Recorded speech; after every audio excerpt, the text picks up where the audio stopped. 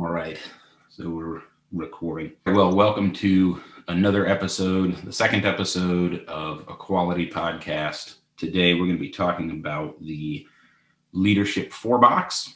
The first dimension is top down and bottom up. And the second dimension is general management expertise versus an in-depth understanding of work.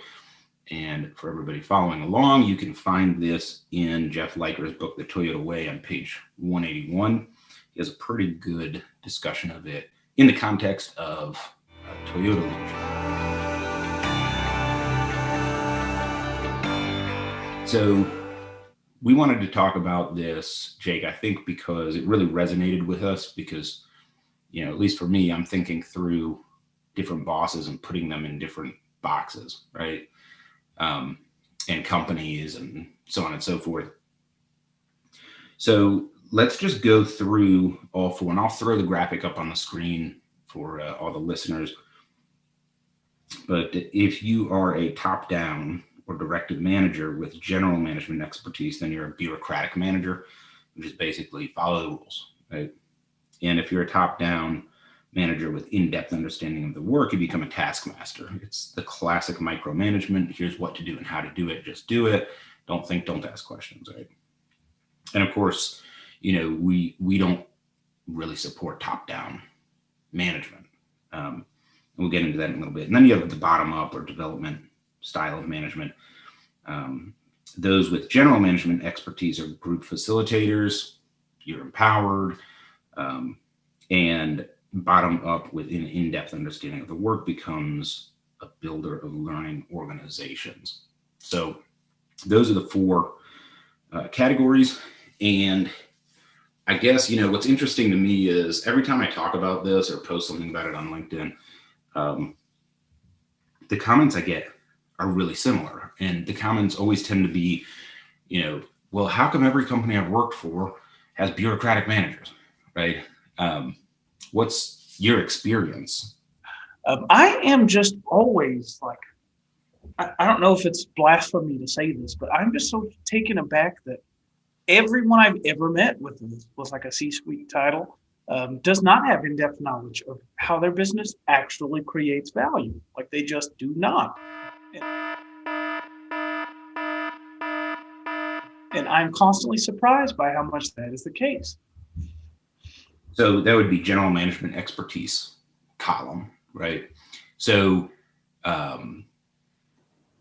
they more, in my experience, management, especially the higher up you go, like they have a broad understanding of how they create value, but they don't understand how it's actually done. What's the physical work? What are the process steps? So it's kind of like, you have a bakery and you're like, yeah, we bake cakes, right? Well, that's so generic, you can't really do anything with it. You certainly can't have an opinion or tell the baker what to do, right? You don't know the difference between baking soda and baking powder, it's kind of silly. Like, why would you have an opinion with that level of knowledge? But we see that a lot. Right. Yeah, literally all the time. So I'll tell you, I've never been a baker before, though I've eaten my fair share of pastries, if you can't tell. And I'll be the first to tell you, anyone can walk through a door tomorrow and go, yeah, I know we didn't bake that cake that well this time, but we're doing everything we can to synergize with the team and work harder to get you a better baked item next time around. That is meaningless. That is meaningless, like... I know jargon's not even the word for it. It is meaningless fluff, if I was going to describe it anyway.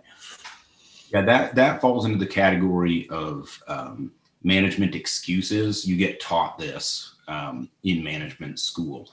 Basically, you have one of those magic 8 balls, that you shake and look on the bottom of it, and it'll say something like, well, directionally, we're headed in the right direction. You shake it again, and it's like, well, we're getting closer to our goals. Things are getting better. All of these sort of excuses that don't actually mean anything. And it ties into like the emotive aspect of management and culture, right? Where, people are scared. of their job. They're scared because they don't know why they're successful, that sometimes they don't know if they're successful. And it's kind of all predicated on that, you know, I don't really have an in-depth understanding of the work. Yeah, I've literally never done the job we're discussing about. And I get on the broadest scales, like it's impossible for you to possibly, in a large enough company, it is literally impossible for you to have that in-depth understanding of every silo of your business. But you should at least know the critical outputs at a minimum. You should thoroughly understand the critical outputs and have some sort of methodology for gauging that. It can't be that we're just going to emotionally go, magic eight ball. That's a good business you got right there. That's a good business. Yeah. Yeah. And the sort of self-knowledge and emotional intelligence and maybe confidence to just admit you don't know.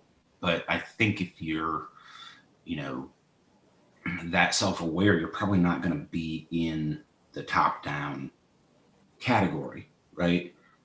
Because immediately, once you come to the realization, I hired people to run my business, run it well, make it better.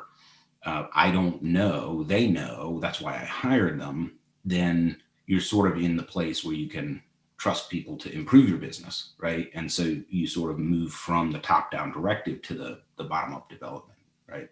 Yeah, it's really interesting to me. I've met more emperors of infinite knowledge than I have the latter case. Yeah. So, okay. So let's go down that road. You know, we're going to probably ruffle some feathers here, but um, one thing that I do if I'm going to help somebody is I use the language of operational excellence, sometimes continuous improvement. You know, how can we help you make your business better? I try to avoid lean and lean terminologies unless somebody's specifically shopping for like a lean project or lean implementation. And the reason I do that is the sour taste in a lot of managers' mouths from, um, you know, supposed lean experts and consultants and everything that came in and wrecked a lot of stuff and then left. And, you know, the business kind of might not be worse off, but at least has a black eye, you know, flavor of the month type of thing. And all of that, you know, kind of comes down to methodology. And, you know, if you're engaged in the lean industry, you can't be an evangelist. You know, there's people that read a bunch of books and took classes, and there's a right way, you know, to do everything. And it has to be that way instead of, you know, starting with the business in mind and, okay, how can I help you to improve your business? And go from there, understanding that all the steps forward are an improvement. You know, don't let perfect be the enemy of good, the activist's dilemma, right? Yeah, absolutely. So, as the funniest lean guy on LinkedIn, I can say with some authority that I constantly poke fun at this, where there's always somebody whose sacred cow I've attacked. I'm still in that phrase from somebody that they're, well, there's one right way you approach this situation, and here you go. And I'm like, no, there's not. You've totally missed everything that stupid class you took online set out to teach you. And that's who cares where you are today. Assess that, come to terms with it, and take one step forward. That's literally all we're talking about. You don't get to define which way's best by default. If there was already painted lines of what's perfect and what's not, guess what? All of society would already be there. Yeah. So to me, the way that I sort of understand the difference is, you know, you can understand the theory and apply it, or you can sort of know tools and actions to take and just do them, right? So imagine a doctor that doesn't know the theory of systemic human body health and instead is just taught rules like, oh, they have a fever, you give them an aspirin. Yeah, well, you know, they have a fever because they broke their leg in 4 places and they're going into shock. You know, like giving them an aspirin isn't going to help. Um, in the same way, you know, understanding and grasping the theories of lean, Six Sigma, et cetera, can be a great help if you understand what you're trying to do, what's trying to get done. And then you sort of coach the team in the direction they need to go to take the next best step forward or just empower them, right? Yeah, if humans were inherently logical, yes, there would be one set of tools we all agree on. These are the best set of tools to get these outcomes, regardless of what you're doing. But newsflash, humans are not. Yeah, yeah. No, I think that the divide here um, kind of plays out in the following way in real world business, which is business people and business minded people are all about the business, serving the customers, serving the suppliers, serving the employees, stakeholder engagement and satisfaction, all of that. And they see business improvement that way. And then you have, some self-proclaimed experts who see the world in terms of rules and math and this is the thing that you need to do to get better. And they butt heads partly because the business leader can't always see the value that maybe the continuous improvement expert is trying to push off on them. And it becomes the opposite of lean. Instead of growing the change from the bottom up, the CI consultant has become the top down or the directive manager, but they might have an in-depth understanding of the work. Sometimes they don't, if we're being honest. Not everybody earns their paycheck, but they're either a bureaucratic manager or a task manager. Do it this way because I said so. Don't ask questions, and whatever you do, don't think. Yeah, I definitely have people right in the middle of that road where they don't have an in-depth knowledge and they don't have a structure for how they're going to manage what happens. Like instead, like my biased, uncharitable view is that most people are just purely reactionary.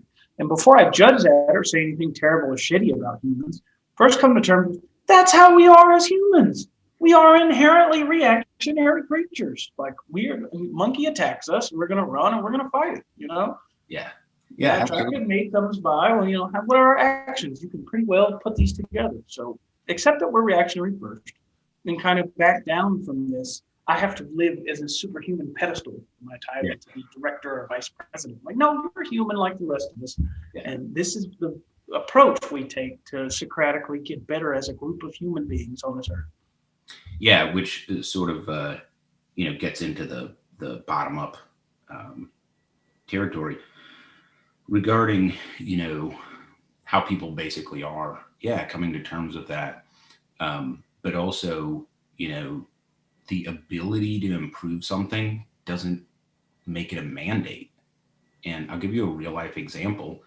Um, I'm working for one company, and there was an opportunity to automate a job, and the senior C-suite of the company said we're not going to do that. Now automation would reduce risk because the automation can't get injured, but a human doing the job can. Automation would increase consistency, and over time, of course, there was a capex, but over time would save money because humans, you got to pay them year over year and getting raises and stuff like that. But senior management chose not to go that route for one simple reason. If we automate this job, we lose jobs. That was their reason. We're making plenty of money. Our margins are great. We're employing people that, don't have college degrees and things to fall back on. This is sort of blue collar work, and we're doing something good in the community, and we're not going to, take action that, yeah, we're making the company better by firing people, or just reducing the opportunity to employ people in the neighborhood. So that's a great example of, if you're just looking at, metrics like cost and efficiency and risk and stuff like that, it would make sense to make this change. But then when the leaders talk through it, you really get their perspective as well. And of course, it's their business to run and their decision to make. And that's why a bottom-up approach is so important. Is you can't just make decisions on the basis of this metric will improve X%. Yeah, that's a fantastic point. And I've seen so much business. One, like 90% of it does start with we're going to improve X by X percent. But then even the metric they begin with isn't a real barometer for how their business performs. I'm constantly surprised by that. And I'll give you a semi-recent example. I once worked in a factory that manufactured a wide variety of goods, everything that would go on a home from A to Z. And we measured our throughput in linear feet per man hour. Now, if you were producing something that came off of a line in linear footage, that would make a lot of sense. But let's say the other half of your place produces just supply chain distribution. Say I'm shipping you a microwave. Does linear footage mean anything to you at all? No, but do I have to send a report every Monday with my exact linear footage numbers? You betcha. Yeah. Yeah. Or, an experiment that companies can do is look at your metrics and give yourself a score. Most of your metrics cards nowadays have like green and red or a minimum threshold or something like that, right? And give yourself a score. Then reach out to the customer, deploy VOC and get a grade from the customer. The farther off they are, the more meaningless your metrics are because they're not getting you the results that you want, right? And I like a good lazy manager theory. So step one, when I ask to send a report of some sort in a direction, like there's always this test. I'm going to pick a morning and we're just not going to do it and just see what happens. If nobody messages me, well, guess what? I don't ever have to do that again. That is just a bureaucratic fluff that was meaningless to the company. If somebody fires back, I'll say, hey, what is it they're really at?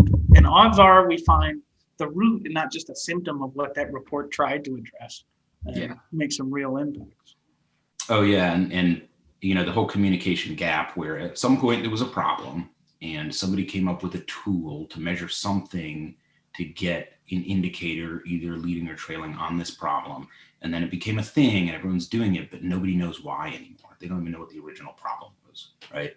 And then the problem and they're still filling out the same report, right? I worked in a warehouse not too distant ago in my past where we had a full-time person. This is prior to me starting it. But their full-time person's job was to print a report that was like a book this thick worth of papers each morning, then spend their entirety of the morning walking this section of the warehouse to reconcile it, writing down, yeah, this is here, yeah, this is not here. And then when they got done, put it directly into a filing cabinet nobody looked at ever again. And this was multiple people's full-time job to do this. It's not like this filing cabinet went straight to like the CEO or anything. It never got opened. It had dust inside of it. And that was what somebody's full-time value proposition was. Yeah, because at some point in the past, there was an inventory reconciliation issue and somebody came up with, not very sustainable short-term crutch and the problem went away, but the solution didn't. And now it's just part of the culture, right? Yeah, so it's diverged so far from reality that's where we are today. Right. And then you've got employees who are looking at that and they're like, man, this dumb company, look what they're wasting money on and they don't know how the business really works and all of that. And so it has a negative culture effect as well. Yeah, and it sort of breeds more like this self-fulfilling Ouroboros of this top-down management because your employees don't understand why they're doing something. Then they're just waiting for the next thing to be told to do. And then that just keeps feeding itself into, all right, well, I need to tell you the next thing you need to do, so on and so forth. Yeah, no, that's a great observation where, when employees are asked to do something they don't understand, a lot of them sort of give up. Like, I guess I just don't understand everything that has to get done. And since I don't understand, I can't really take action on my own. I sort of have to be, wait to be told what to do, right? Yeah. And then that top-down guy is like, well, why do I have to tell you to do this? And then you specifically give the next order, and you just started that dirty life cycle for the rest of eternity. Yeah. Yeah. And the effect of top-down management on quality. Now, just to clarify, when we speak of quality, we're kind of using the Lean Six Sigma definition of quality, right? As opposed to, if you're a quality engineer that's measuring, water quality, parts per million, that sort of thing. So there's a little bit of a difference in the definitions. But your two top-down managers, you have the general manager, management expertise top-down manager. That's the bureaucratic manager. That's the least effective management style. Like, you're trying to use command and control, but you don't even know the processes. And then the second is the taskmaster, who does know the processes, and they just go around telling everybody, you do this, you do that, you do that. And, it's micromanagement at its finest, right? So that's kind of like, what we don't want to do. We do want bottoms up or developmental managers. And the primary difference is the sort of organic nature and the philosophy, right? With bottoms up management, you're not managing to a metric or to a proposed outcome. In fact, it's completely relative. Like, where you are now is where you are now. It's not good or bad. It's just the current state. And then you just want to improve it one step at a time. And you do that directionally towards more satisfaction of the stakeholders, employees, suppliers, customers. Yeah, definitely not losing sight of your employees are your stakeholder.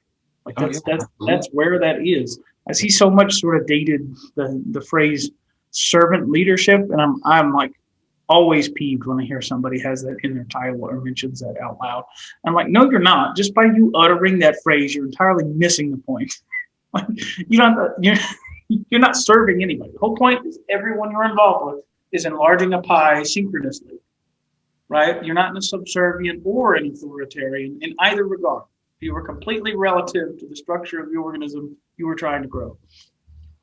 Yeah, that's one of those sort of jargon words right now that, annoys me, partially because I can't tell you the number of people I've met that are like, well, we believe in a servant leadership model. No, you don't. You're an asshole, right?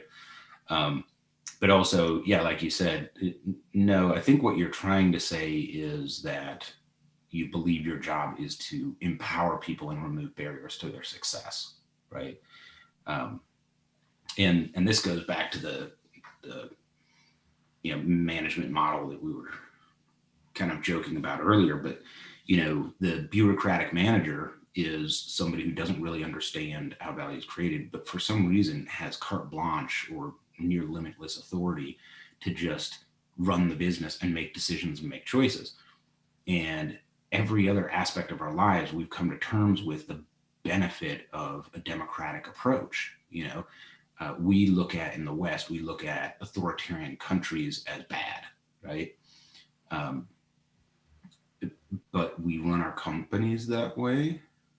Yeah, you have the highest title in the room. Whatever you say goes, even if it's retarded. Yeah, it's. Can you just know? Fascism. It's so retrograde. Yeah, I mean, if you have a company where the CEO is also the chairman of the board, you missed the boat.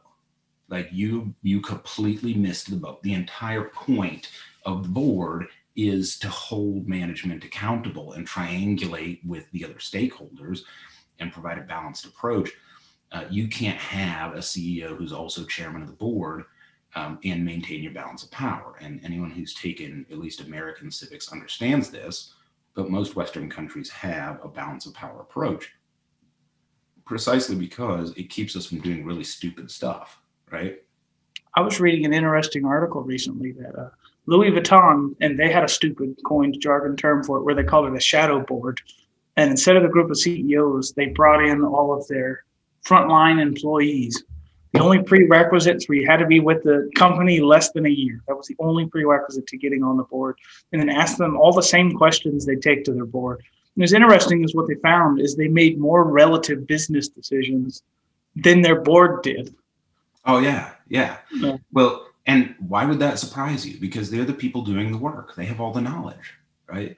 Right. They don't live in an ivory tower completely disconnected from what's actually happening. Yeah. If you live in the ivory tower, don't have opinions about the factory or the warehouse, right? You hire people to do that, right? that's just arrogant. That's one of the, aspects of bad management that I find annoying, is the behaviors of some of these folks. It's self-defensive, like every other human, exactly what I would expect. If I'm a CEO, I'm going to defend the title and the position and the need. I don't know if you heard, but there's a coalition of car dealerships in Illinois that are suing the state of Illinois to prevent Rivian from direct sales the way Tesla does in the state, and also Lordstown Motors. And in their complaint that they filed, they had a whole list of here's how dealers benefit people. And it's hilarious. Like, it's been going around Twitter and everything else because it's complete poppycock. Anybody who's ever bought a car at a dealer before is going down the list going, that's BS, that's BS, that's BS, that's not true, right? But I wouldn't expect an association of automotive dealerships to do anything else. This is what people do. You make money this way. This is really Right. important for you to defend this, right? And we see that throughout, all businesses where things are being done, in a foolish way. But the people that are perpetuating that silliness, they'll defend it to the death because, it's how they make money. It's how they prosper, right? Man, you make me question a couple of terrible jokes I put out on LinkedIn this week.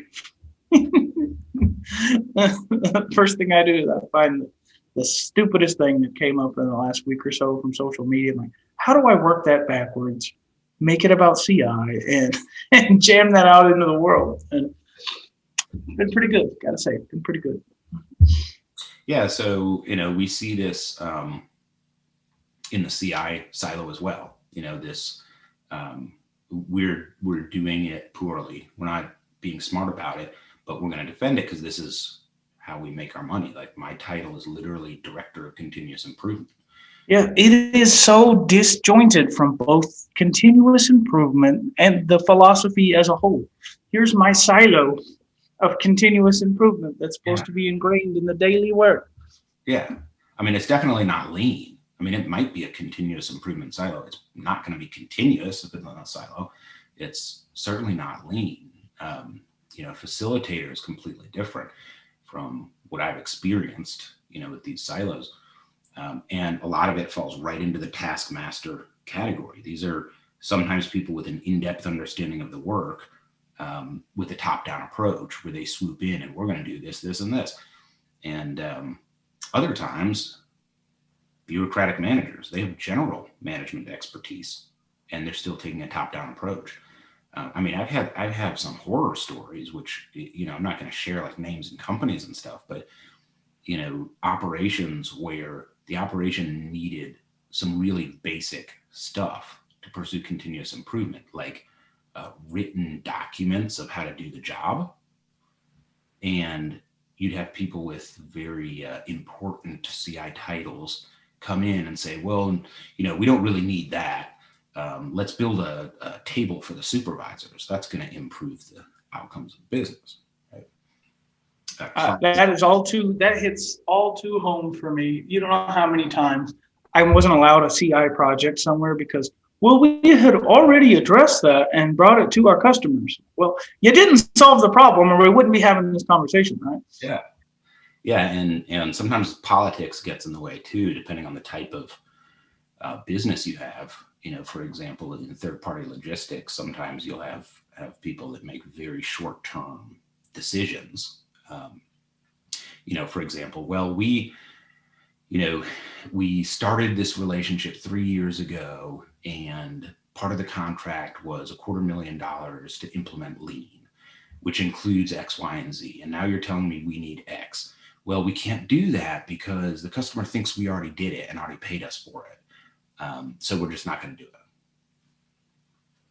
it. So some of the, horror stories from, just working in bad management structures. And again, that's top down. Like, if it was bottoms up, it's really easy. And it's a little confusing to me because running a good business is super easy. Yeah, it is not complicated. Can you imagine if anything even somewhat similar happened in your home? Can you imagine? You have young children. If one of your children's like, okay, we went and did groceries. You're gonna cook me dinner, but I've already paid for these groceries and I don't have dinner here. So we're just not gonna do dinner anymore. The logic structure just confounds me entirely. You just put it in a perfect way in business that actually happened to you. And in life, it's like, I can't even create the scenarios that exist on a daily basis. Yeah, we're used to, as humans, we're used to solving problems. They come up, we solve them, and That's our default. Yeah. most of the time we have a fairly permanent solution. Let's say that you have to get up at a certain time to go to work. Well, you set your alarm. And if you're bad at hitting snooze or something, you put your alarm across the room. That's easy, right? Meanwhile, you have a CI department that's like, let's spend 6 months analyzing the problem so we can create a custom alarm clock that will blah, blah, blah, blah, blah, right? And you already solved the problem, right? But let's send a PowerPoint rooster to our customer. Yeah. With a nice promise of what we're going to accomplish here. Like, just no, stop. Because someone has to justify their job, right? Mm-hmm. By the way, it's going to save this much money it's not, because we're not making more sales. Can you just please do a skit like this with your children? Like, don't give them an alarm clock. Instead, just have a couple of stern conversations and a full PowerPoint presentation. Here's why you need to get up before school at this given time, and this is what we're going to do about it. And then put on a nice run chart of the times they woke up when you didn't bother them each morning. Go, what can we do about this? Like, yeah, stop. Like, there's a spectrum to bad management, right?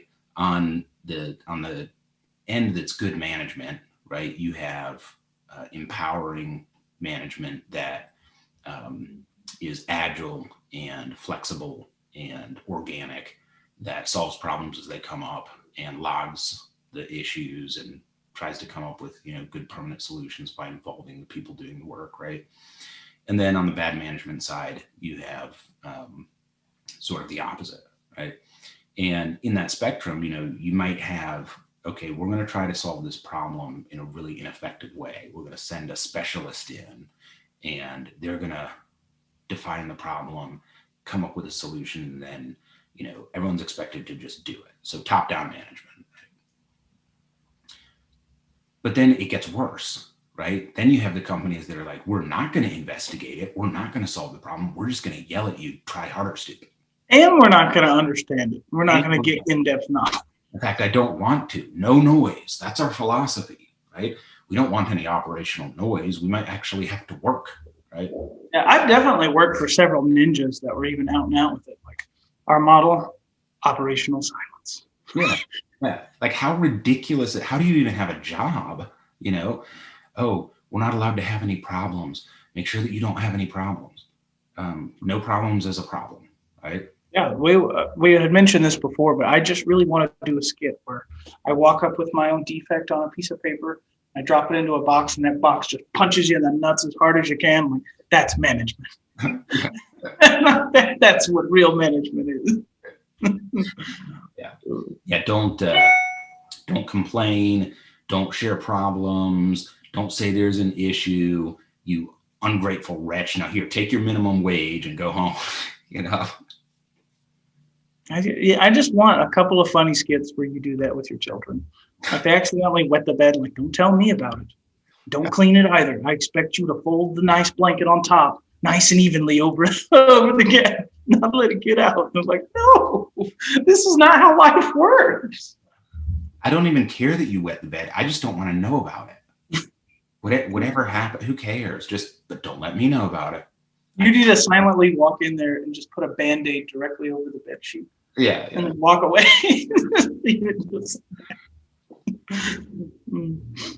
Yeah, and the I guess relationship of metrics and measurements, to some of this, like a lot of the companies that I've worked for, a lot of the sites I've worked with, they have some idea that they need metrics, and some of them don't get the theory.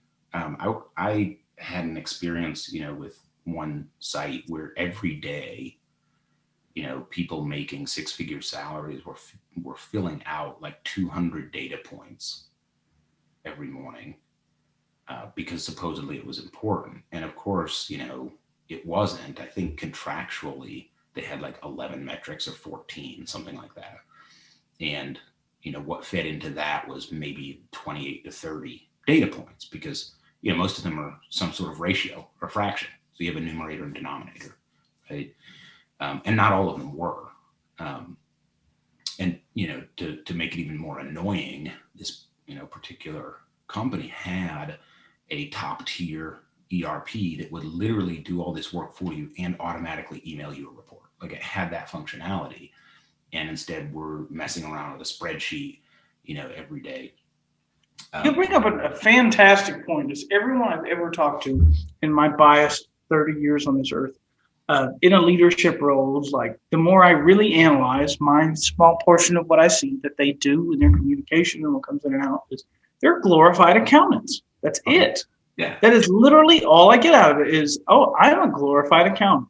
I don't know all of my GAAP, my Sarbanes-Oxley compliance, but I do know, hey, these extra things are going to make me another $10,000 or $12,000, and I'm going to fill out the spreadsheet and send it up. Like that's their whole job. And I'm like, you are not creating value for anybody. Yeah, or my favorite, tell me what this number means. Well, if you don't know what the number means, why am I sending it to you every day? I'll just tell you when we have a bad one, right? Exactly. It's just like, it is red today. You don't need to know what I'm talking about. Yeah.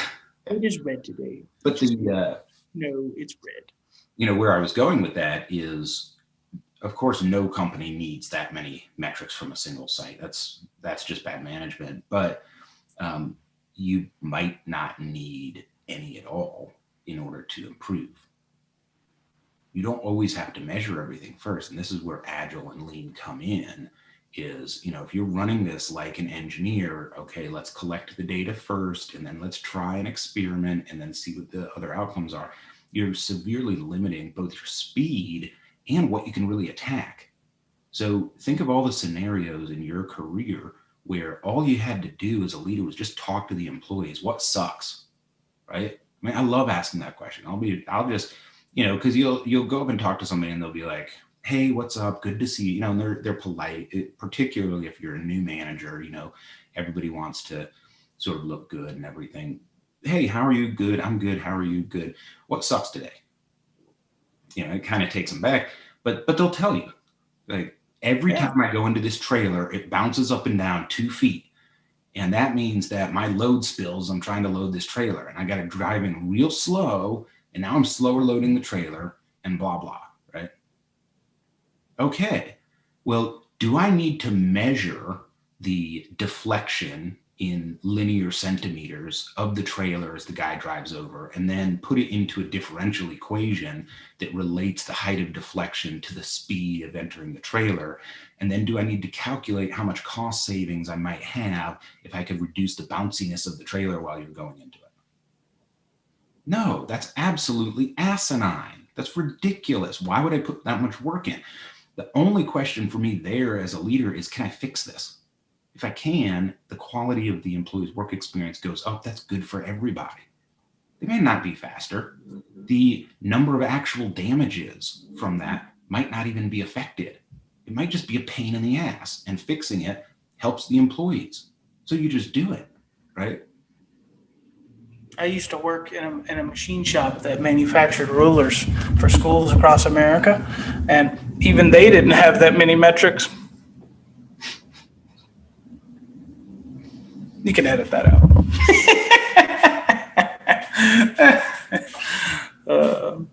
No, but it's a true point. Like, we get fascinated with numbers. Even the least rational, worst people at math are like, well, then I want to report weekly with that deflection ratio. Just stop. What can I realistically do today to mitigate what's going on in this person's life? I've never met a human on earth. I've been married twice, by the way. And I have never met a human on earth that is hesitant to complain when something is wrong. So as long as you actually have dialogue of some sort, people are aching to tell you, hey, this is what sucks. Okay, I went to Jimmy John's for lunch today, and they had too much mayonnaise on my roast beef sandwich. I am not hesitant to tell anyone on this earth that. Yeah. Yeah, there's some KPIs, that you measure, and a lot of them are like contractual. And there's some metrics that are leading indicators, some that are trailing that you want to track. But the key is if you're in Gemba, like if you actually believe the principle of I'm not going to make a decision unless I'm actually observing the real work being done, right?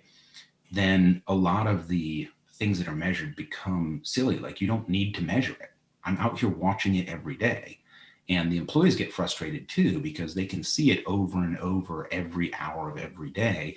And you have somebody, like you said, in the ivory tower that's like, well, send me a month's worth of data on this, this, and this, and then we'll go from there. Well, at what point as a company did we devolve to the point where one, decision makers are so far away from the process, and two, that there's so much work, energy, and effort required to actually make an improvement? Yeah, I gotta say first, I do absolutely love that our ivory tower impressions are the same. Well, send me a month's report of your findings, and then I will get back to you with an assessment. And I will make the uneducated decision, not the guy that's just get that shit out of my department. Like come on. Yeah, it's like, I want you to do me this favor. My daughter, she was attacked. Why do you show me this disrespect? Never once you call me Godfather. You never come over to my house for a cup of coffee, but you want me to solve your CI problems. If you don't go through the ritual of like paying obeisance or whatever, then the corporate mafia is not going to actually help you out, right? That was 50% Godfather and 50% Sean Connery, by the way. I just want to say I would love to meet that guy and just have dinner. Yeah, that's the Scottish side coming out. I love about Sean Connery and everything I see. Yeah. So the leadership box, it's obvious that a lot of companies and a lot of experience we have, like managers, are in the wrong box. That's a function of culture, right? So we need to wrap up, but real quick, what if I'm a manager and I'm listening to this podcast? I'm like, well, crap, that's me. I'm a bureaucratic manager. I have a general management experience and I'm top down, I'm directive. What can that person do to change? So to come to terms with that is some serious soul searching. So I would say, first thing, if you're a taskmaster or a general manager, who doesn't know the in-depth knowledge, is just like where you're trying to go, you don't get to know that answer right out of the gate. I don't have a nice form fix that goes, this is the things you need to do to continue on. That, in fact, that currently just further biases your current philosophy of I can learn enough general management stuff to continue forward. No, you cannot. Instead, like, you're going to have to do some real soul searching, have some real humility, and go, let's re-engage with the people at the beginning of the value chain and say, what can I make better today? Take their feedback. Don't put your own biases in the middle of it. And as long as it's not evil or directly counterintuitive to your business outcomes, listen to it and try to fix something. And what you'll slowly find is how far you've diverged from reality will slowly start to come back together. Yeah, and I think I would add to that, ask why. Why am I managing this way? And if your answer is this is the company culture, I'm expected to manage this way, then you're in a tough spot. And sometimes to pursue your life goals and be successful, you have to switch companies. And I've done that before. Yeah, I'll tell you, for me, it's the hardest thing for me to come to terms with is I want to chase like the best possible thing that's out there at all angles every time when I go into work. That's my modus operandi to go towards. And it kills me on the inside that people at their very nature aren't all that way. Like some people just want their job for the rest of their career. Yeah. And people want to wake up, eat, work, die. And that's where they're stuck. And like I can appreciate that, but you don't want to inflict that personality and perception on the rest of the team. Yeah. Even if that's what you set out to do, is let me hold on by my coattails till I retire. You can still, empower people that want to do that to do precisely that. Yeah, and some people are stuck in a sort of a financial position where they can't give up their job. but they're suffering because they know that the management expectations of the company they're working for are bogus and harmful. And if they do anything about it and make waves, they'll lose their job, right? That's okay for our listeners out there. If you're listening and, don't feel discouraged about this description of management styles, if you're, in one of these boxes or whatever, and you want to get out and you don't feel like you can, you're not alone. There's a lot of people that are in the same situation, and you're going to just have to move forward by feel. And maybe your path takes you to part ways with the company you're with. Maybe you can influence the company you're with. But don't lose heart. You're not alone, but together we're going to learn, improve, and really start a new culture of management and leadership in America, hopefully. Yeah, there's just to be clear, none of the things I post or comment or share out in the world is meant to be a bash session. But historically, we've kind of accepted that if I'm a leader in X, no matter how I got there, that I have to have the ultimate knowledge and the infinite confidence to pursue the ultimate perfect path at all times. And that philosophy is just largely dead today. It's not required, it's not needed, and it's unreasonable for anybody to think that of any one individual. So rather than that, if you focus your time on how do I get everybody to give me the maximum or the highest I can, you get much farther as a group, like just by default. Yeah, absolutely. And really the days of the guru in the age of the internet is absurd. Hey, don't call my whole LinkedIn profile absurd. I'm the lean guru, and I'm sticking with that title. I'm going to go update my profile right now. It's not funny anymore. Lean guru. If you don't know all the jargon. I think that does it for this episode. Thanks, everybody, for joining us on another quality podcast. We will sign out. Volleyball John says, have a great day.